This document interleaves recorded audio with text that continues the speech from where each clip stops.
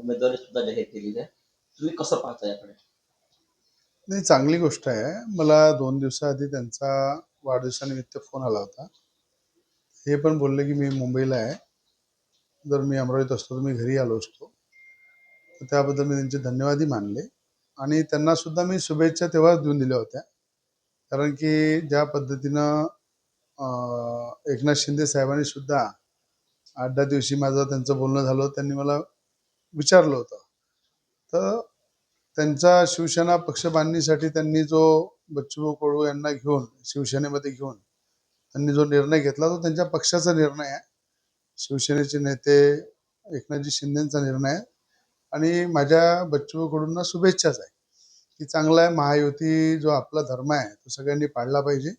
सगळ्यांनी एकत्र येऊन जिल्ह्याचा विकास केला पाहिजे. जिल्ह्याच्या हितासाठी पुढे आला पाहिजे. आणि मला सुद्धा काही दिवसाआधी आशिषजी जयस्वाल आहे, शिवसेनेचे मंत्री, संजयजी राठोड आहे आणि स्वतः एकनाथ शिंदेजींनी सुद्धा मला मध्ये सांगितलं होतं की बाबा तुम्ही शिवसेनेसोबत या. पण मी त्यांना सांगितलं होतं मी निष्ठेने देवेंद्र फडणवीस साहेबांचा कार्यकर्ता आहे आणि देवेंद्र फडणवीस साहेबांसोबतच मी आपलं राजकीय शेवट जो आहे म्हणजे राजकारणामध्ये जर मी आहे तिथपर्यंत निष्ठेने राज्याचे मुख्यमंत्री देवेंद्र फडणवीस साहेबांसोबतच राहील. पण मी महायुती म्हणून आपल्याला नेहमी सपोर्ट करत राहील आणि एक देवेंद्र फडणवीस साहेबांचा खंदा कार्यकर्ता म्हणून राजकीय जीवन मी त्यांच्यासोबतच राहणार आहे. राजकीय पूर्ण ताकदीने त्यांच्यासोबत राहणार आहे. म्हणून मी तुमच्याकडे येऊ शकणार नाही. पण आपल्या महायुती धर्मामध्ये नेहमी आपण सोबत राहून काम करू अशा पद्धतीने मी सुद्धा म्हणजे माझ्याबद्दलही त्यांची इच्छा होती की माझ्यासारखा कार्यकर्ता यांच्यावर आला पाहिजे.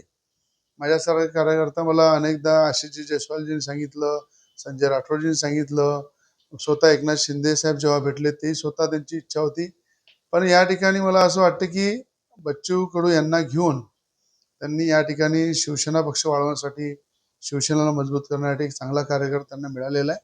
आणि महायुती म्हणून युवासेना पार्टी आहे, भारतीय जनता पार्टी आहे, शिवसेना आहे आणि या ठिकाणी सगळे मिळून महायुती धर्म पाळला पाहिजे. महायुती धर्म पाळून पुढे गेलं पाहिजे आणि अमरावती जिल्ह्याचा असो महाराष्ट्राचा असो आपण सगळ्यांनी मिळून चांगला राज्याचे मुख्यमंत्री म्हणून देवेंद्र फडणवीस साहेब ज्या ताकदीनं काम करताय त्यांचे हात मजबूत केले पाहिजे आणि महाराष्ट्राचा विकास केला पाहिजे.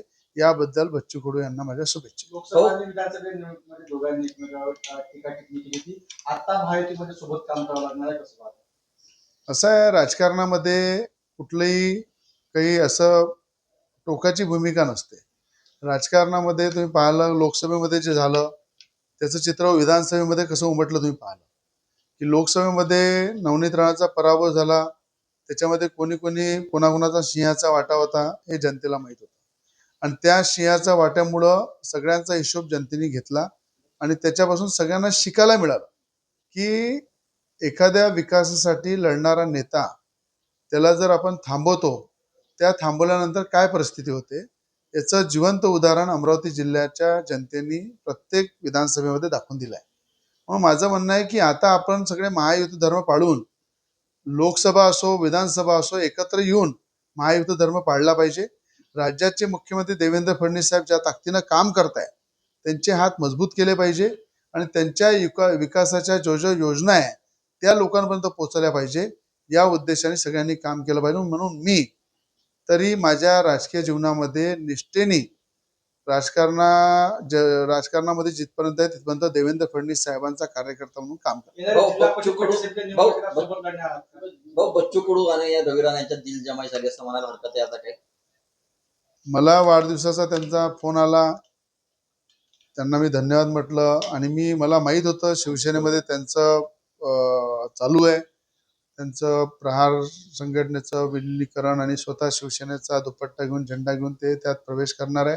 त्याबद्दल मी त्यांना शुभेच्छा दिल्या तेव्हाच की बाबा चांगला निर्णय घ्या तुम्ही. आणि मला असं वाटतं राजकारणामध्ये वेळेनुसार आणि मला वाटतं आधी ते शिवसैनिक होतेच आणि शिवसेनेमध्ये गेले त्याबद्दल त्यांचं अभिनंदन आहे. आणि राजकीय वैर हा कायम कधी नसते. महायुती धर्म सगळ्यांनी पाळला पाहिजे. महायुतीच्या धर्मावर युती धर्म पाळला पूर्ण ताकदीने आम्ही काम करू आणि विकासाचं विजन घेऊन समोर